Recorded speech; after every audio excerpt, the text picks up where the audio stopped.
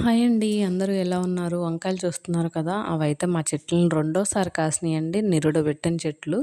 నేనైతే వర్షాలు పడుతున్నాయి కదా! గడ్డంతా క్లీన్ చేసేసాము. బెండిత్తులైతే ఒక వరుసంతా గోడ పక్కన పెట్టుకుంటూ వస్తున్నాను. చూస్తున్నారు కదా! వర్షాలు పడుతున్నాయి కదా అని విత్తనాలైతే వేసేస్తున్నామండి. కానీ ఈ వర్షానికి గడ్డయితే మాత్రం ఆగదు. ఆ గడ్డి విపరీతంగా వచ్చేస్తానే ఉంటది. గడ్డి వచ్చినప్పుడు గడ్డి మందు కొట్టొచ్చు కదా అంటారేమో. లేదండి, గడ్డి మందు కొడితే ఉన్న మొక్కలు కూడా చనిపోతాయి. వంగ మొక్కలు, పచ్చిమిరపకాయ మొక్కలైతే నిరుడు ఉన్నవి. అవి కాస్తున్నాయి. ఆ గడ్డి మందు కొడితే అవి చచ్చిపోతాయని అయితే మేమైతే గడ్డి మందు కొట్టించలేదు. అది ఎప్పుడు క్లీన్ చేసుకోవడమే. నేను బెండిత్తులైతే ఎక్కువ పెట్టుకోలేదండి. ఒక వరుసకు మాత్రమే పెట్టుకున్నాను. వర్షాలు ఎక్కువ పడుతున్నాయి కదా! ఆ గింజలు ఎంతవరకు లెగుస్తాయో కూడా తెలీదు. ఎక్కువ నానిపోయి గింజలు పాడైపోయినా పాడైపోతాయి. ఈ గింజలు పెట్టిన దగ్గర నుంచి వర్షాలైతే కంటిన్యూగా పడతానే ఉన్నాయండి. వర్షాకాలం వచ్చినా గానీ కూరగాయల రేట్లయితే తగ్గలేదండి. టమాటా, ఉల్లిపాయ రేట్లయితే విపరీతంగా ఉన్నాయి. అదేంటో గానీ మన ఇంట్లో పెట్టుకున్న కూరగాయలకేమో రేట్లుండవు. మనకి ఇంట్లో కాయని కూరగాయ అయితే మాత్రం రేట్లు విపరీతంగా ఉంటాయి గదా!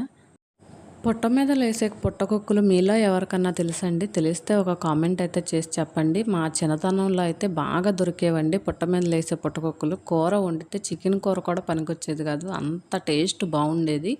అందులో విటమిన్స్ కూడా అంతే బాగా ఉంటాయండి.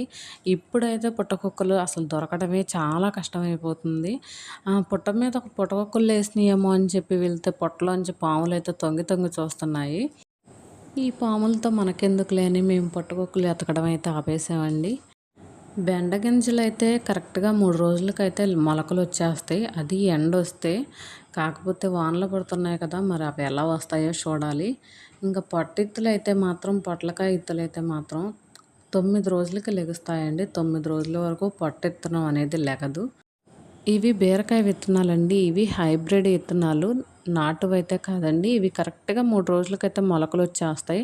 మరి ఈ వానలకి బేరిత్తనం అయితే తొందరగా కుళ్ళిపోయే స్వభావం ఉంది. చూడాలి ఎంతవరకు లెగుస్తాయో. మీరైతే ఏమేమి విత్తనాలు పెట్టారండి? నేనైతే బీర, పొట్ల ఇదిగోండి చూడండి అవి పొట్లకాయ గింజలు. నేను పెట్టిన పొట్లకాయ విత్తనాలైతే పొడవుగా ఉండే పొట్లకాయ కాదండి. పిచికి పొట్లకాయ అంటారు. పిచికి పొట్లకాయ విత్తనం అయితే దొరికింది. అదైతే పెట్టాను. చూస్తున్నారు కదా! అవైతే బీన్స్ గింజలండి. నేను వేసిన చెట్లువే ఆ కాయలు. నేనే విత్తనం తీసుకుని అలా నిల్వ ఉంచుకున్నాను. ఇప్పుడు అవైతే పెట్టేస్తాను. ఆల్రెడీ ఒకటి పాతది బీన్స్ చెట్టు కూడా అలాగే ఉందండి. చనిపోలేదు. ఎండలకు కూడా బ్రతికే ఉందది. 4, 5 మొక్కలుంటే ఒక మొక్క అయితే అలా ఉండిపోయింది. ఇంకా దాని దగ్గర విత్తనాలు కూడా పెట్టేద్దామని ఒక 7, 8 విత్తనాలైతే పెట్టేశానండి. బీన్స్ విత్తనాలు కూడా చక్కగా బీరుపోకుండా విత్తనాలైతే చక్కగా లెగుస్తాయండి. కాయడం కూడా తా తాళ్ళులాగా బారుగా కాస్తాయి. కాసిందంటే మాత్రం విపరీతంగా వస్తది. కాపు అయితే మాత్రం చాలా బావుంటాయి. నేనైతే మొక్కలకి ఏ మందులు వాడనండి. ఎరువు అంటే గేదెల దగ్గర తీసేస్తారు కదా! తుక్కు అది పేడ అవంతా తీసేసిన పెంట కుప్పలో ఎరువును, ఈ కూరగాయలు కోసిన తుక్కు అయన్నీ ఉంటాయి కదా! ఉల్లిపాయ తొక్కలు, కూరగాయ తొక్కలు అవే వేస్తానండి. చికెను, మటను తెచ్చినప్పుడు ఆ వాటర్ ఆ మొక్కలకు వంపేస్తాను. అవే బలంగా వస్తాయి. కొన్ని తట్టుకోలేని మొక్కలుంటే చీడలవి వస్తాయండి. ఆ చీడలు రాకోకుండా మనం జాగ్రత్త పడటమే. వచ్చిన తర్వాత కూడా కొంచెం జాగ్రత్తగా చూసుకోవాలి. చూసారు కదా! నేను ఒక పుల్లయితే గుచ్చాను. ఎందుకంటే అక్కడ ఇత్తనాలు పెట్టానని గుర్తుకి నేనైతే పుల్ల గుచ్చానండి. మళ్ళీ ఎందుకో కాస్త డౌట్ అనిపించి బెండెత్తులు ఇంకో 4 కుదుళ్ళకైతే పెట్టేసుకున్నానండి. ఇంకా సొరెత్తులు కూడా మామూలు నాటుకాయేనండి. పచ్చకాయ అది రౌండ్‌గా ఉంటది. సొరెత్తులు కూడా పెట్టుకున్నాను. ఇంకా దోస ఇత్తనాలైతే నేను ఎప్పుడూ పెట్టలేదు. ఇదే ఫస్ట్ టైం పెడుతున్నాను. మరి అవి ఎలా వస్తాయో మొలకలైతే చూడాలి. నాకు దోసకాయ చెట్లయితే లెగుస్తాయి కానీ నేను దోసకాయ కోసినయి గింజలైతే మొక్కల్లో వేసేస్తాను. అవి లెగిసి మొక్కలు వాటికి కాయ కాయడమే గానీ నేను ఎప్పుడైతే విత్తనాలు పెట్టలేదు. ఇదైతే ఫస్ట్ టైం అండి. ఇంకా తోటకూర ఇత్తులు, పాలకూర గింజలు అన్నీ వేశాను.